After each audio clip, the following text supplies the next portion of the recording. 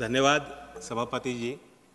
मैं आज आपके माध्यम से भारत सरकार द्वारा 9 फरवरी 2024 को लिए गए ऐतिहासिक फैसले के संबंध में अपनी बात रखना चाहूँगा।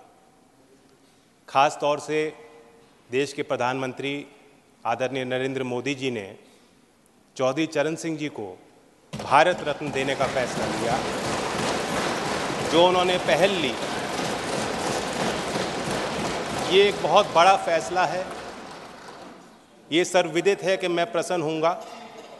सभापति जी, मैं जानता हूँ व्यक्तिगत तौर से आप भी गदगद हैं, लेकिन ये भाव सिर्फ यहीं तक सीमित नहीं, इस सदन तक सीमित नहीं है। मैं बताना चाहता हूँ कि कल देश के हर कोने में आपके निर्णय की गूंज पहुँची है। गांव-गांव में दिवाली मनाई गई है। जब चौधरी चरण सिंह जी प्रधानमंत्री बने थे, गाँव के लोग गुड़ और मिठाई लेकर दिल्ली आए थे बांटने के लिए, अपनी खुशियों को बांटने के लिए और इजहार करने के लिए। उसी तरीके से कल भी कनॉट प्लेस में किसानों ने गुड़ बांटा है। ये दिखाता है, दर्शाता है कि ये फैसला सिर्फ चौधरी चरण सिंह जी के लिए परिवार तक सीमित नहीं है। देश का किसान, कमेरा वर्ग, देश का वंचित समाज का व्यक्ति जो आज भी मुख्य धारा में नहीं है, वन सेकंड, उनको सशक्त करने वाला फैसला लिया। वन सेकंड, मैं अपील करता हूं, आप भी मिस्टर जयराम रमेश, आप यहाँ बैठे हो, लेकिन पहले भी आप जयराम रमेश के साथ आपने काम किया, उनका तो आदर कर लीजिए आप। चुनाव आते जाते रहते हैं। Please sit down. Please sit down. Seat allot होगी तब जाएंगे। Honorable members, 1 second. Take your seat.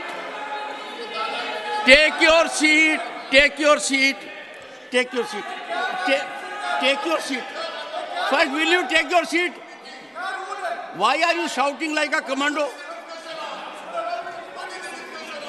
Why are you shouting like a commando? Sit down. Take your seat. Sir, sit down. Sir. No, not on this. No, I will not accommodate on this. Chaudhary Charan Singh stands for impeccable public life, unimpeachable integrity, unflinching commitment to farmer. दूरदर्शी सोचता उनका किसान और गांव के लिए। उनके विषय के ऊपर विवाद करना, प्रमोद जी, आप किस हालत में पॉइंट ऑफ ऑर्डर रेज कर रहे हैं? नहीं, मुझे बताइए, इतना लंबा राजनीतिक जीवन आपका है, उत्तर प्रदेश से आप आते हैं, चौधरी चरण सिंह की कर्म भूमि उत्तर प्रदेश और पूरा भारत रहा है, उनको भारत रत्न मिला हो, इस विषय पर इस सदन में मेरे यहाँ बैठे हुए इस प्रकार का वातावरण हो? बोलिए। पहली बात, लेट अस हियर हिम। मैं पहली बात सब बहुत श्रद्धा के साथ ये कहना चाहता हूँ कि जिन 3 शख्सियतों को भारत रत्न से नवाजा, सर, आप अपना पॉइंट ऑफ ऑर्डर रेज कीजिए। I don't want any cover up. I have seen with my eyes, I have seen ruckus, chaos, shouting, sloganeering, condemnation. I have seen it with my eyes. मुझे अपनी बात तो कहने दें। आप point of order raise कीजिए। Don't make a speech.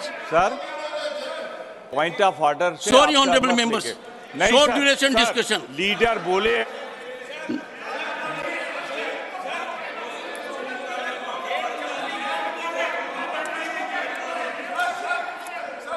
No, Jairam, I'm not going to. Nothing will go on record. Nothing will go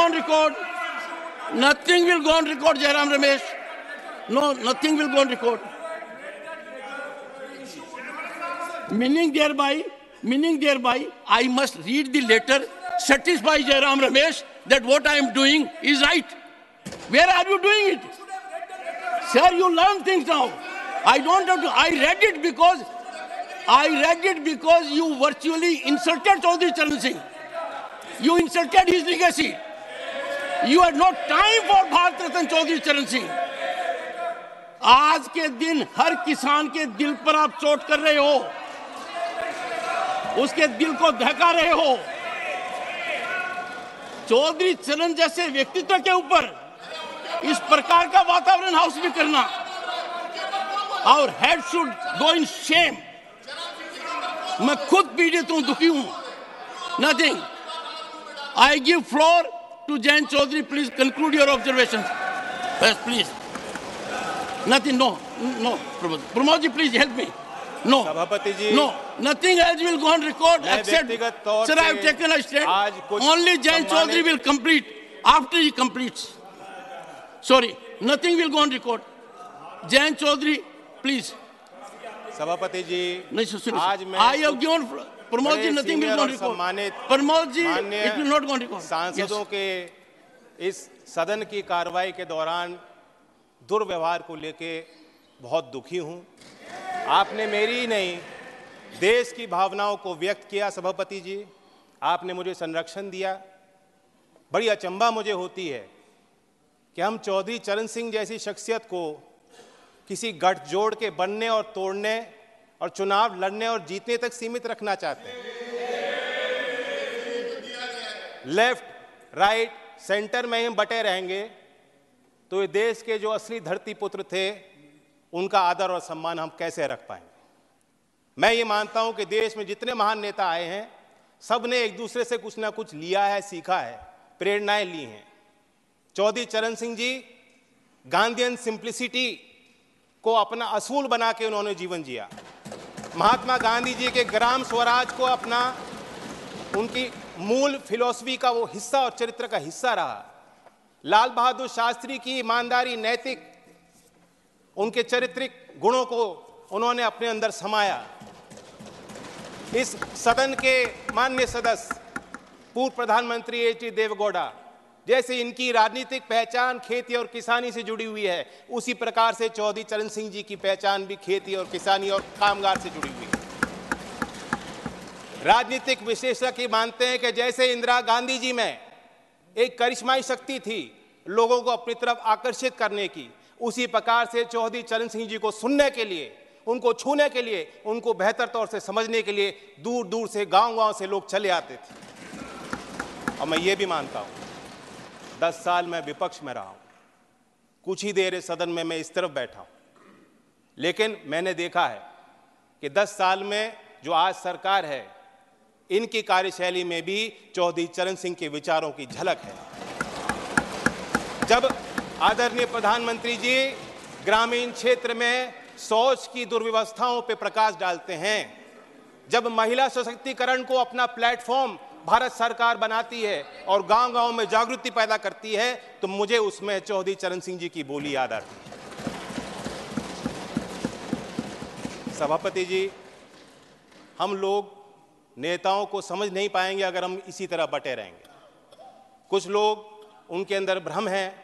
कुछ लोग ये भी कहते हैं, मानते हैं कि चौधरी चरण सिंह जी जाटों के नेता थे या सिर्फ किसानों की वकालत करते थे। ऐसा नहीं, वो विचारक थे और उनके इंटेलेक्चुअलिज्म पे जो टेरेंस जे बायर्स, जो प्रोफेसर थे oriental college in African studies London school में, यूनिवर्सिटी ऑफ लंदन में, उन्होंने किताब लिखी है चरण सिंह 1902 to 87 एन असेसमेंट। मैं उससे कोट करना चाहूँगा सर। चरण Singh did have incisive intelligence and he undoubtedly applied it to a continuing study of agricultural problems in Uttar Pradesh. Judgment on whether he was an intellectual, of course, turns to one definition of intellectual. My judgment is that, on the most rigorous definition, Charan Singh was clearly an intellectual, and not only that, the most unusual one. Sir, जो प्रधानमंत्री जी ने और भारत सरकार ने चौधरी साहब को भारत रत्न दिया है, मैं मानता हूं उससे 2 बड़े काम हो जाते हैं। एक, कि चौधरी साहब की लेगेसी को हम दोबारा इंस्टीट्यूशनलाइज करते हैं। देश के सभी विश्वविद्यालयों में पढ़ रहे छात्र, उनके अंदर आपने एक नई जिज्ञासा पैदा की है। गाँव में पल रहे नौजवानों के अंदर एक नई जिज्ञासा और भावना आपने पैदा की है। देश के अर्थशास्त्री और मुख्यधारा में जो लोग नीति निर्धारक हैं, आपने दोबारा उनको कहा है कि चौधरी चरण सिंह को आप स्टडी कीजिए, अपने स्टडी में शामिल कीजिए, अपने अध्ययन और विचार अनुसंधान में शामिल कीजिए। दूसरा बड़ा काम जो भारत सरकार ने किया, भारत रत्न देकर हौसला बढ़ाया। मैं मानता हूं कि ये एक महज पुरस्कार नहीं है, सबसे बड़ा सम्मान है। और मैं जानता हूं कि आज की जो जीवंत समस्या देश के सामने और चुनौतियां हैं, किसानों की समस्या हैं, भारत रत्न देकर उनका हल नहीं निकलता। लेकिन आने वाले सालों में झोपड़ में पैदा होने वाला व्यक्ति जब वो कहेगा अगर मुझ जैसा चौधरी चरण सिंह बन सकते हैं, भारत रत्न उनको मिल सकता है, तो मैं भी अपनी समस्याओं का समाधान खुद करने में सक्षम हूं। ये बहुत बड़ी जीत हासिल हुई है। मैं तो चाहता था कि क्योंकि चौधरी साहब मेरे अकेले नहीं हैं, एक पार्टी की नहीं है, मैं अपील करता हूं कि उनके लंबे राजनीतिक और सामाजिक जीवन में जो भी शक्तियां उनके साथ आईं, जो भी नेता आज इस सदन में मौजूद हैं, उनके इस लेगेसी का हिस्सा वो भी हैं, जिम्मेदारी उनकी भी है। कोई वसीयत में कोई संपत्ति वो छोड़ के नहीं गए थे। आदमी तब तक जिंदा रहता है जब तक उनके विचार लोगों के बीच जिंदा रहते हैं। मैं उम्मीद करता हूं कि सभी दल के सम्मानित सदस्य गांव-गांव तक चौधरी चरण सिंह जी के विचारों को ले जाएंगे। और मैं फिर अपने तरफ से ऋणी हूं, कहना चाहता हूं, एक जमीनी सरकार जो जमीन की आवाज को समझती है और बुलंद करना चाहती है, ऐसी ही सरकार धरती पुत्र चौधरी चरण सिंह जी को भारत रत्न दे सकती है। धन्यवाद। Short duration discussion. Notices have been received from the following members to raise a discussion on the white paper on Indian economy.